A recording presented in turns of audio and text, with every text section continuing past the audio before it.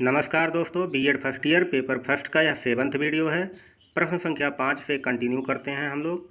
प्रश्न संख्या 5 है, शिक्षा के विषय क्षेत्र की विवेचना कीजिए। शिक्षा प्रक्रिया जीवन प्रक्रिया से भिन्न ना होकर उसी की एक संपूरक व्यवस्था व प्रक्रिया है। अतः शिक्षा का विषय क्षेत्र भी मनुष्य का संपूर्ण जीवन क्षेत्र बन जाता है तथा जीवन की समस्याएं भी शिक्षा की समस्याएं होती हैं। शिक्षा की प्रकृति और अर्थ उसके क्षेत्र को बहुत व्यापक बना देता है। आधुनिक शिक्षा में उन सभी विषयों का ज्ञान सम्मिलित कर लिया गया है जिसमें सामान्यतः शिक्षा दी जाती है। इसमें उन सभी विषयों का सामान्य ज्ञान भी सम्मिलित है जो शिक्षा विषय से प्रत्यक्ष और परोक्ष रूप से किसी भी प्रकार से संबंधित हैं। नंबर 1, शिक्षा दर्शन। इसके अंतर्गत शिक्षा के उद्देश्य और उनके स्वरूप और इससे संबंधित समस्याओं का अध्ययन किया जाता है। इसमें शिक्षार्थियों के उत्तर की तलाश तथा शिक्षा के उद्देश्यों का निर्धारण करना प्रमुख कार्य है। शिक्षा के स्वरूप, शिक्षा के उद्देश्य, शिक्षा का महत्व, शिक्षा के अभिकरण, शिक्षा और दर्शन के पारस्परिक संबंध, विभिन्न दार्शनिक विचारधाराओं का शिक्षा के विभिन्न अंगों पर प्रभाव तथा शिक्षा संबंधी विभिन्न मान्यताओं का अध्ययन इसी के अंतर्गत किया जाता है।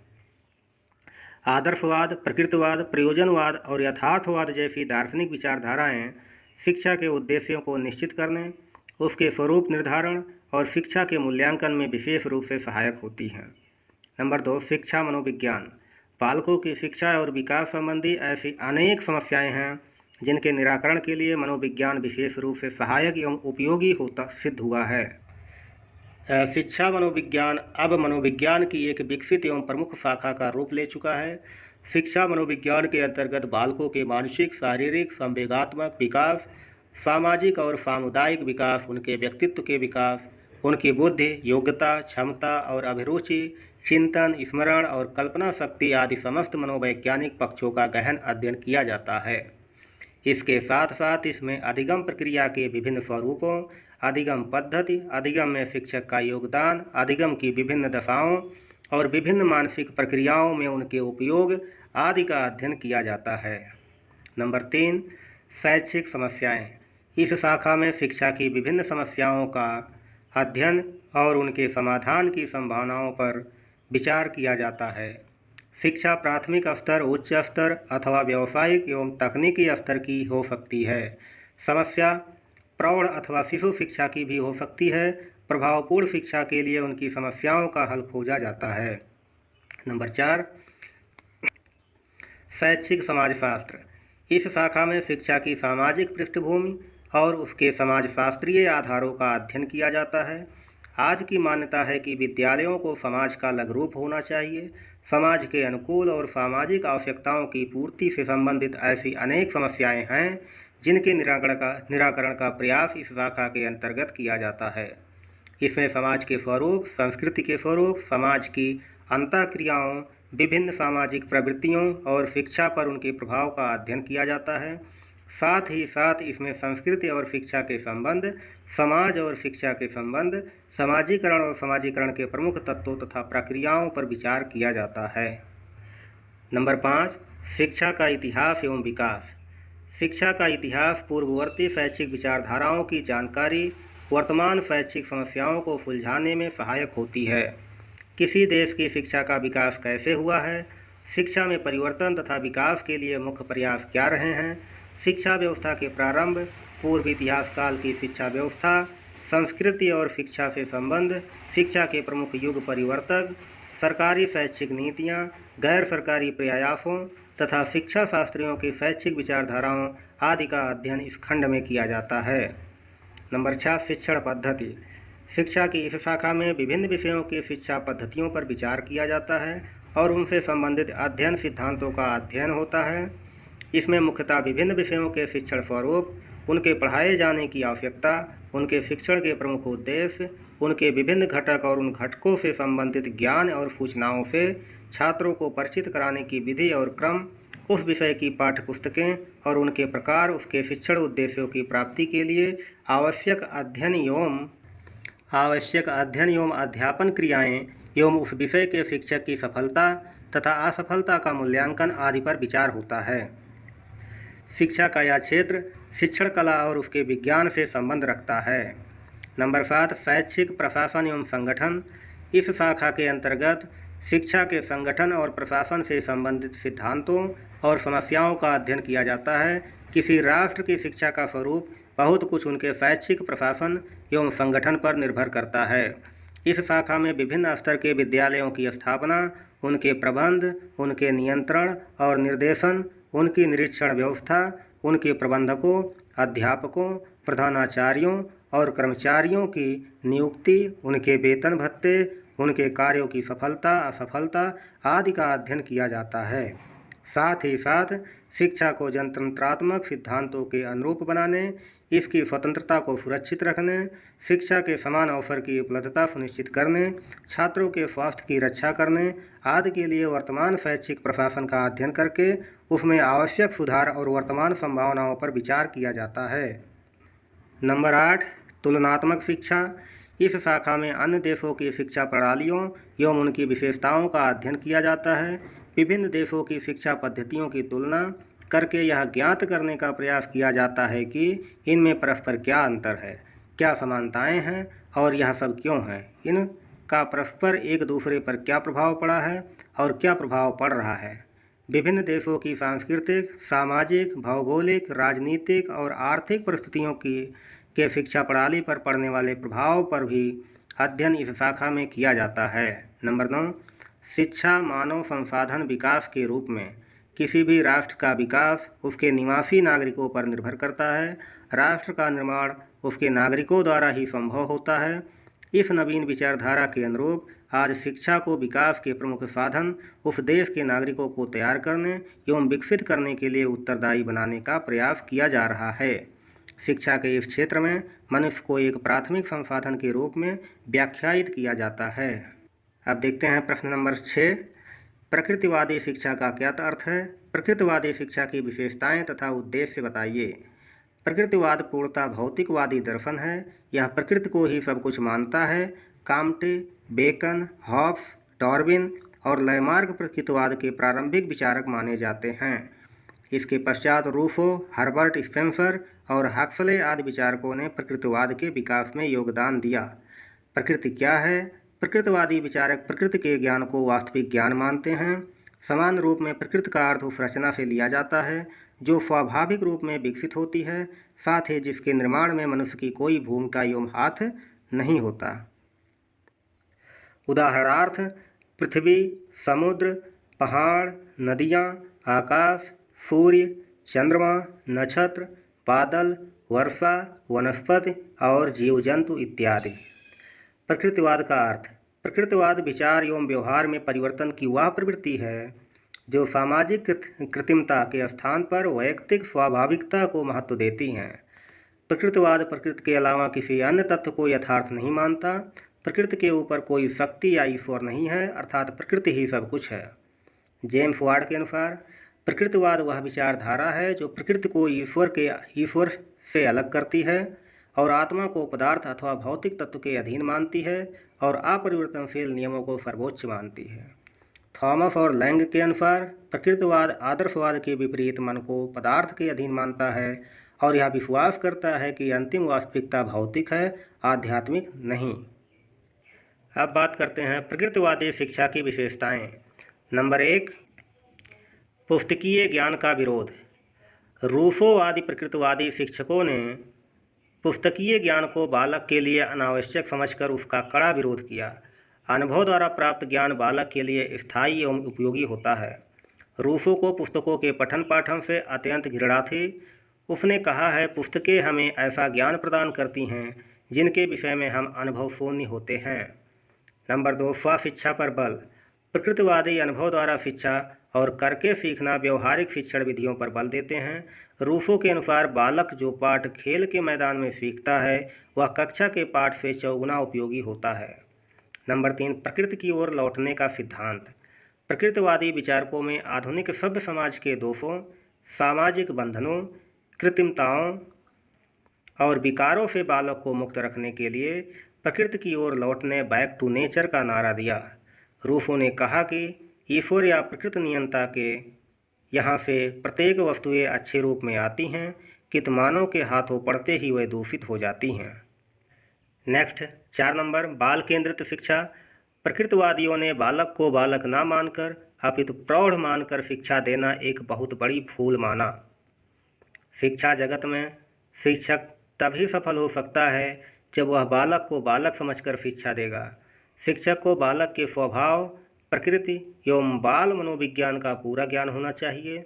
प्रकृतिवादी विचारकों ने शिक्षा के लिए बालक को न मानकर बालक के लिए शिक्षा का नारा लगाया है। प्रकृतिवादी रूसो ने ठीक ही कहा है, बालक एक खुली पुस्तक है जिसे शिक्षक को आद्योपांत पढ़ना चाहिए। नंबर 5, शारीरिक विकास को महत्व। यूनानी दार्शनिक अरस्तु ने कहा है कि स्वस्थ शरीर में ही स्वस्थ मन का भी निवास रहता है। अरस्तु की ही भांति रूसो ने कहा है कि दुर्बल शरीर में दुर्बल मन का निवास होता है या दुर्बल शरीर में दुर्बल मन निवास करता है। रूसो के अनुसार समस्त दोषों और दुष्कर्मों का एकमात्र कारण बालक की शारीरिक दुर्बलता है। उसे स्वस्थ बनाओ, वह सदैव अच्छी प्रकृति का होगा। बालक की स्वतंत्रता पर बल। प्रकृतिवादी उन बातों की निंदा करते हैं जो बालक को उसकी इच्छानुसार कार्य नहीं करने देती हैं। वह शारीरिक दंड, भय तथा चिंता उत्पन्न करने वाली बातों से घृणा करते हैं, क्योंकि ये सभी बातें बालक के स्वाभाविक विकास में बाधा डालती हैं। अतः प्रकृतिवाद ने इन सब बातों का विरोध किया है। प्रकृतिवादियों का दृढ़ विश्वास है कि बालक अच्छा प्राणी है, खराब नहीं। वह जन्म से अच्छा होता है और यदि भय तथा घृणा की सब बातों को दूर कर दिया जाए तो यह अच्छा ही रहता है। नेक्स्ट है प्रकृतिवाद और शिक्षा के उद्देश्य। प्रकृतिवाद के अनुसार शिक्षा के मुख्य उद्देश्य निम्नांकित होने चाहिए। नंबर 1, मूल प्रवृत्तियों के शोधन एवं मार्गांतरीकरण का उद्देश्य। यंत्रवादी प्रकृतिवादी के अनुसार प्रत्येक प्राणी कुछ सहज मूल प्रवृत्तियों को लेकर अवतरित होता है। ये सहज प्रवृत्तियां जब बाह्य वातावरण के संपर्क में आती हैं तो उनसे सहज संबंध क्रियाओं का निर्माण होता है। यंत्रवादी प्रकृतिवादी बालक में उचित और उपयोगी संबंध क्रियाएं उत्पन्न करना ही शिक्षा का उद्देश्य मानते हैं। मैकडूगल के अनुसार मूल प्रवृत्तियों को सही मार्ग पर लगाना ही शिक्षा का उद्देश्य है। नंबर 2, जीवन संघर्ष के लिए योग्यता एवं क्षमता का विकास करना। जीव विज्ञानवादियों के अनुसार प्रत्येक प्राणी में जीने की प्रबल इच्छा होती है। वह अपने जीवन की सुरक्षा के लिए वातावरण से सदैव संघर्ष करता है।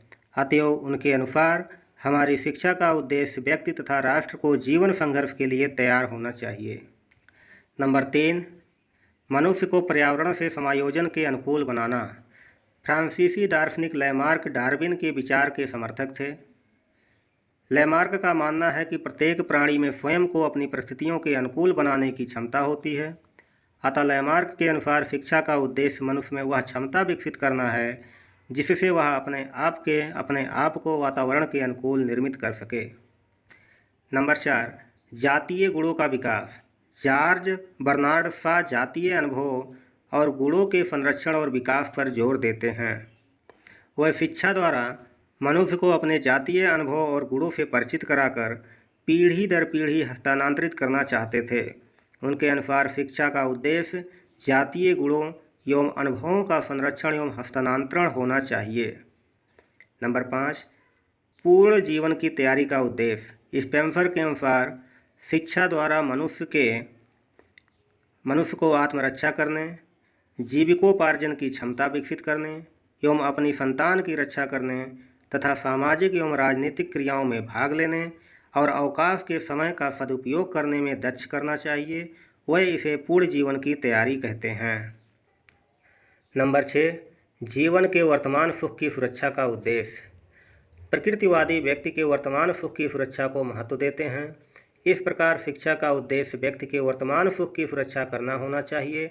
किसी भी दशा में वर्तमान सुख की अवहेलना नहीं की जानी चाहिए। इस विषय में रूसो ने स्पष्ट कहा है, पिताओं, इन सरल बालकों की इन प्रसन्नताओं को क्यों छीनते हो जो क्षण भर में मिट जाएंगी। क्वेश्चन नंबर 7, यथार्थवाद के अनुसार शिक्षा का अर्थ स्पष्ट करते हुए इसके उद्देश्य बताइए। बात करते हैं यथार्थवाद के अनुसार शिक्षा। आदर्शवाद की भांति यथार्थवाद के भी अनेक रूप हैं। इनमें शिक्षा को मुख्य रूप से मानवतावादी, सामाजिकतावादी तथा ज्ञानेंद्रिय यथार्थवाद ने व्यापक रूप से प्रभावित किया है। मानवतावादी यथार्थवाद मनुष्य की सुख सुविधा के साधनों एवं उपायों पर विचार करता है और ज्ञान को ज्ञान के लिए न मानकर ज्ञान को मनुष्य जीवन को सुखमय बनाने के साधन के रूप में स्वीकार करता है। मानवतावादी विचारक यह मानते हैं कि प्राचीन रोम और ग्रीक साहित्य में जीवन को सुखमय बनाने के लिए आवश्यक ज्ञान एवं कला का समावेश है, अतः उसके अध्ययन से हमें वह सब सीखना चाहिए और अपने जीवन को सुखमय बनाना चाहिए। मानवतावादी यथार्थवादियों में इरेस्मस, रैबले तथा मिल्टन मुख्य हैं। सामाजिकतावादी यथार्थवादी यह मानते हैं कि मनुष्य सुखपूर्वक तभी रह सकता है जब वह अपने समाज में समायोजन करे। इस विचारधारा के पोषकों में लॉर्ड माउंटेन और लॉक मुख्य हैं। लॉक की स्पष्ट अभिव्यक्ति थी कि प्रत्येक मनुष्य अपने पुत्र के लिए संपत्ति के अतिरिक्त ज्ञान अर्थात वस्तु जगत का वास्तविक ज्ञान और सदाचरण अर्थात सामाजिक आचरण चाहता है, क्योंकि इन सब से ही वह सुख प्राप्त कर सकता है। ज्ञानेंद्रिय यथार्थवादी ज्ञानेंद्रियों को वस्तु जगत के ज्ञान का द्वार मानते हैं, मुख्य साधन मानते हैं। इस विचारधारा के पोषकों में मूल कास्टर, बेकन, रटके और कमेनियस मुख्य हैं। इन विचारकों ने आदर्शवादी शिक्षा के स्थान पर यथार्थवादी शिक्षा का पूरा ढांचा तैयार किया। इनके बाद बर्ट्रैंड रसेल और व्हाइट हेड आदि विचारकों ने यथार्थवादी शिक्षा के स्वरूप को निश्चित करने में अपना योगदान दिया। यथार्थवादी शिक्षा को विकास की प्रक्रिया मानते हैं। यथार्थवादियों ने ज्ञान के लिए और ज्ञान मुक्ति के लिए, यथार्थवादियों ने ज्ञान के लिए और ज्ञान मुक्ति के लिए इन सिद्धांतों का विरोध किया और ज्ञान जीवन के लिए सिद्धांत का प्रतिपादन किया है। यूँ तो अरस्तु का दार्शनिक चिंतन आदर्शवादियों के अधिक निकट है, परंतु उनके शैक्षिक विचार यथार्थवादियों से बड़ा मेल खाते हैं। उनके शब्दों में स्वस्थ शरीर में स्वस्थ मस्तिष्क का निर्माण करना ही शिक्षा है। कमेनियस शिक्षा द्वारा व्यक्ति और समाज दोनों के विकास पर समान बल देते थे। उनके शब्दों में सामाजिक एवं वैयक्तिक शक्तियों को पुनर्जीवित करने की प्रक्रिया ही शिक्षा है। अंग्रेजी कवि मिल्टन ने उदार शिक्षा के स्वरूप को और विस्तृत किया और कहा कि भाषा और साहित्य का ज्ञान प्राप्त कर लेना ही पर्याप्त नहीं है, अपितु इस ज्ञान का जीवन में उपयोग करना भी आवश्यक है। उनके अपने शब्दों में, मैं पूर्ण तथा उदार शिक्षा उसको कहता हूँ जो व्यक्ति को शांति तथा युद्ध दोनों समय में व्यक्तिगत और सार्वजनिक कार्यों को न्यायोचित ढंग से दक्षता और उदारता के साथ करना सिखाती है। यथार्थवादी शिक्षा के उद्देश्य। मुख्य ध्येय जीवन को सुखमय बनाना है। यथार्थवादी विचारक जीवन के किसी अंतिम उद्देश्य में विश्वास नहीं करते, बल्कि वे मनुष्य को इस संसार का एक पदार्थ मानते हैं तथा उसके जीवन को एक प्रक्रिया। यथार्थवादियों के अनुसार शिक्षा द्वारा हमें मनुष्य को इस योग्य बनाना चाहिए कि वह अपने प्राकृतिक और सामाजिक वातावरण में समायोजन करके सुखपूर्वक जी सके। इसकी प्राप्ति के लिए वह शारीरिक, मानसिक तथा सामाजिक विकास, इंद्रियों के प्रशिक्षण तथा व्यावसायिक शिक्षा पर जोर देते हैं। यही उनके अनुसार शिक्षा के उद्देश्य होने चाहिए। यथार्थवादी शिक्षा के उद्देश्य निम्नलिखित हैं। नंबर 1, शारीरिक विकास एवं इंद्रिय प्रशिक्षण। यथार्थवादियों के अनुसार मनुष्य एक मनोशारीरिक प्राणी है। उसका मन भी शरीर का ही एक अंग है। मनुष्य सुखपूर्वक तभी रह सकता है जब वह शारीरिक एवं मानसिक दोनों रूपों में स्वस्थ हो। इसलिए यह शिक्षा के द्वारा मनुष्य के शारीरिक विकास करने पर बल देते हैं। कमेनियस का स्पष्टीकरण है कि मनुष्य के पास 5 कर्मेंद्रियां हाथ, पैर, कंठ, गुदा और उपस्थ और 5 ज्ञानेंद्रियां आँख, कान, नाक, त्वचा और जिह्वा है। कर्मेंद्रियों से सर्वप्रथम मनुष्य की इंद्रियों का विकास और फिर उनका प्रशिक्षण होना चाहिए। नंबर 2, मानसिक शक्तियों का विकास। यथार्थवादी शक्ति मनोविज्ञान में विश्वास करते हैं, इसलिए ये शिक्षा द्वारा बच्चों की मानसिक शक्तियों, स्मरण, विवेक और निर्णय आदि का विकास करने पर बल देते हैं। इनका स्पष्टीकरण है कि वस्तुओं और क्रियाओं के जिस ज्ञान को हम ज्ञानेंद्रियों द्वारा प्राप्त करते हैं, उसकी अनुभूति मन मस्तिष्क से होती है। यदि इंद्रियों द्वारा प्राप्त ज्ञान को मन स्वीकार ना करे और उसे सुरक्षित ना रखे तो वह हमारे लिए निरर्थक ही होता है। इसलिए मनुष्य की मानसिक शक्तियों का विकास आवश्यक है। अरस्तु के अनुसार शिक्षा का कार्य स्वस्थ शरीर में स्वस्थ मस्तिष्क का विकास करना है। नंबर 3, प्राकृतिक और सामाजिक पर्यावरण का ज्ञान। चूँकि बालक का संबंध प्रकृति और मानव समाज दोनों से होता है, अतः यथार्थवादियों के अनुसार शिक्षा का एक उद्देश्य बच्चों को प्राकृतिक और सामाजिक पर्यावरण का पूर्ण एवं स्पष्ट ज्ञान कराना होना चाहिए, ताकि उन्हें समझकर वह उनके साथ अनुकूलन कर सकें। इसके लिए ये बच्चों को प्रकृति का अध्ययन करने तथा समाज की परिस्थितियों और संगठनों का स्पष्ट ज्ञान करने की सलाह देते हैं। नंबर 4, वैज्ञानिक दृष्टिकोण का विकास। यथार्थवादियों ने स्पष्ट किया कि प्राकृतिक पर्यावरण का स्पष्ट ज्ञान भौतिक विज्ञानों के अध्ययन और वैज्ञानिक विधि अर्थात अवलोकन, सामान्यीकरण, नियमीकरण और प्रयोग द्वारा ही किया जा सकता है। अतः आवश्यक है कि शिक्षा द्वारा बच्चों में वैज्ञानिक दृष्टिकोण का विकास किया जाए। नंबर 5, व्यावसायिक उन्नति। यह विचारधारा मनुष्य के भौतिक जीवन को सुखमय बनाने की बात सोचती है। हम जानते हैं कि जीवन को सुखमय बनाने के लिए विभिन्न उपयोगी वस्तुओं के उत्पादन की बड़ी आवश्यकता होती है। यही कारण है कि यथार्थवादी सबसे अधिक बल व्यावसायिक शिक्षा पर देते हैं। इनके अनुसार शिक्षा का सबसे महत्वपूर्ण उद्देश्य बच्चों को कृषि अथवा उद्योग अथवा व्यापार में प्रशिक्षित करना होना चाहिए। इसके लिए इन्होंने शारीरिक, मानसिक एवं नैतिक विकास की बात भी कही है, पर यह संपूर्ण विकास मानव के ऐहिक जीवन से संबंधित होगा। क्वेश्चन नंबर 8, बौद्धकालीन शिक्षा व्यवस्था का वर्णन कीजिए। बौद्ध धर्म का विकास ईस्वी पूर्व 5वीं सदी में हुआ। बौद्ध मठ न केवल बौद्ध धर्म के अपितु बौद्ध शिक्षा के केंद्र के रूप में विकसित हुए। बौद्ध मठों में शिक्षा देने का कार्य उनमें निवास करने वाले भिक्षुओं द्वारा किया जाता था। बौद्धकालीन शिक्षा व्यवस्था का वर्णन इस प्रकार किया जा सकता है। प्राथमिक शिक्षा में है सामान्य परिचय। जातक कथाओं से ज्ञात होता है कि प्राथमिक शिक्षा मठों में सब जातियों के बालकों के लिए उपलब्ध थी। 5वीं सदी में भारत आने वाले चीनी यात्री फाहियान ने भी बौद्धकालीन शिक्षा व्यवस्था का उल्लेख अपने संस्मरण में किया है। प्रवेश व अवधि। प्राथमिक शिक्षा प्रारंभ करने की आयु 6 वर्ष की थी। इसकी अवधि भी 6 वर्ष की थी। पाठ्यक्रम। प्राथमिक शिक्षा में बालकों को प्रथम 6 माह में सिद्धरस्तु नामक बाल पोथी पढ़नी थी। इसमें 12 अध्याय और वर्णमाला के 49 अक्षर थे। 6 माह के बाद 5 विद्याओं शब्द विद्या, तर्क विद्या, चिकित्सा विद्या, अध्याय विद्या और शिल्प विद्या का अध्ययन करना पड़ता था। शिक्षण विधि। शिक्षक लकड़ी की तख्ती पर अक्षरों को लिखता था और उनका उच्चारण करता था। बालक उसके उच्चारण का अनुकरण करते थे। इस प्रकार वर्णमाला के अक्षरों का ज्ञान छात्रों को हो जाता था। शिक्षा का माध्यम। मठों में शिक्षा का माध्यम जनसाधारण की भाषा पाली थी। उच्च शिक्षा की बात करें, सामान्य परिचय। उच्च शिक्षा सभी धर्मों एवं जातियों के बालकों के लिए उपलब्ध थी। इस शिक्षा के प्रमुख केंद्र बौद्ध मठ थे। इनमें उच्च शिक्षा प्राप्त करने हेतु कोरिया, चीन, तिब्बत और जावा से छात्र आते थे। प्रवेश व अवधि। उच्च शिक्षा में प्रवेश 12 वर्ष की आयु में होता था। अध्ययन की अवधि 12 वर्ष थी। पाठ्यक्रम के 2 भाग थे, एक धार्मिक शिक्षा और दूसरा लौकिक पाठ्यक्रम।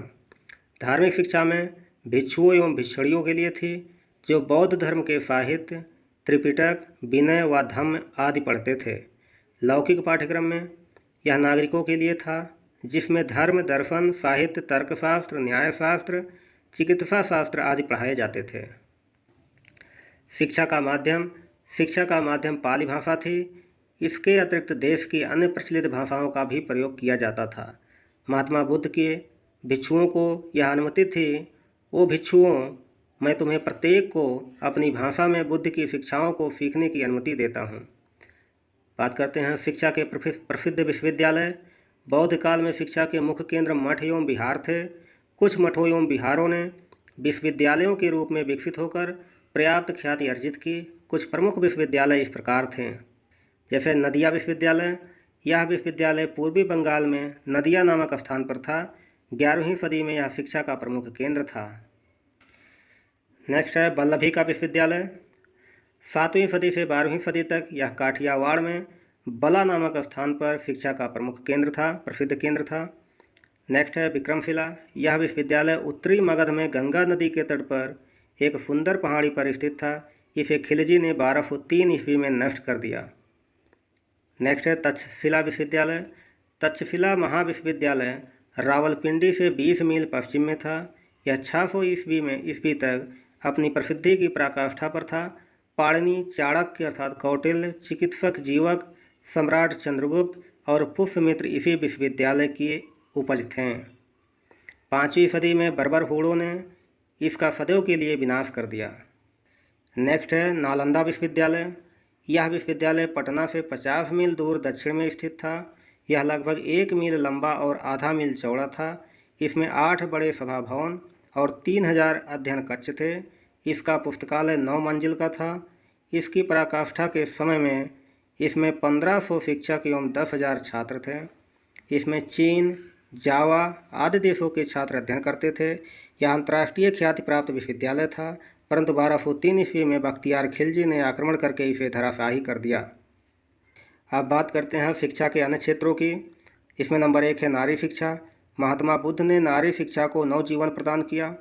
अपने प्रिय शिष्य आनंद की प्रार्थना स्वीकार कर नारी को संघ में प्रवेश की अनुमति दे दी। इसके फलस्वरूप नारी शिक्षा का पर्याप्त विकास हुआ। बौद्ध काल की सुशिक्षित नारियों में सुभा, अनुपमा एवं सुमेधा प्रमुख हैं। अशोक की पुत्री संघमित्रा बौद्ध धर्म का प्रचार करने लंका भेजी गई। बौद्ध काल में संघों में प्रवेश का अधिकार समाज के कुलीन और व्यावसायिक वर्गों की नारियों एवं बालिकाओं को ही प्राप्त हुआ, जिससे सामान्य घराने की महिलाएं शिक्षा से उपेक्षित रहीं। नंबर 2 रोजी रोटी की शिक्षा। बौद्ध शिक्षा धर्म प्रधान थी, किंतु बौद्ध साहित्य में इस बात के प्रमाण मिलते हैं कि भिक्षुओं तथा जनसाधारण को व्यावसायिक शिक्षा की उत्तम सुविधाएं प्राप्त थीं। इस शिक्षा के प्रमुख अंग इस प्रकार हैं। नंबर का हस्तशिल्पों की शिक्षा। महावज्ञ के एक उल्लेख के अनुसार बौद्ध काल में भिक्षुओं को अपने मठों में विभिन्न प्रकार के हस्तशिल्पों की शिक्षा प्रदान की जाती थी, जैसे सूत काटना, कपड़ा बुनना और वस्त्र सीने की शिक्षा आदि, ताकि वह अपनी निजी आवश्यकताओं की पूर्ति कर सकें। खा नंबर है लाभप्रद व्यवसायों की शिक्षा। बौद्ध धर्म के अनुयायियों और जनसाधारण के लिए अनेक लाभप्रद व्यवसायों की शिक्षा उत्तम व्यवस्था थी, ताकि वह अपनी आजीविका का सरलता से उपार्जन कर सकें। कुछ व्यवसाय इस प्रकार थे: कृषि, वाणिज्य, लेखन कला, पशुपालन करना और हिसाब किताब। गा है भवन निर्माण की शिक्षा। इस काल के बौद्ध विहार और स्तूप एवं नालंदा और विक्रमशिला की विशाल इमारतें भवन निर्माण कला की सजीव प्रमाण हैं। इस कला के साथ साथ मूर्तिकला और चित्रकला की शिक्षा की सुविधाओं के कारण असाधारण प्रगति अजंता और एलोरा के भित्तिचित्र, मूर्तिकला और चित्रकला इस प्रगति के आज भी साक्षी हैं। नेक्स्ट है प्राविधिक व वैज्ञानिक शिक्षा। बौद्ध ग्रंथ मिलिंद पन्हों में प्रचलित 19 सिप्पाओं अर्थात शिल्पों का वर्णन मिलता है। इनमें से 10 की शिक्षा तक्षशिला में प्रदान की जाती थी, जैसे चिकित्सा, धनुर्विद्या, इंद्रजाल, हस्ति ज्ञान, भविष्य कथन, शारीरिक लक्षणों का अर्थ, मृत व्यक्तियों को जीवित करने का मंत्र एवं पशुओं की बोली समझने का अर्थ इत्यादि। नेक्स्ट है चिकित्सा शिक्षा। बौद्ध कला में चिकित्सा शास्त्र की शिक्षा का अभूतपूर्व विकास हुआ। इस शिक्षा का मुख्य केंद्र तक्षशिला विश्वविद्यालय था और इसकी अवधि 7 वर्ष की थी। जीवक, चरक, धन्वंतरि आदि महान आयुर्वेदाचार्य बौद्ध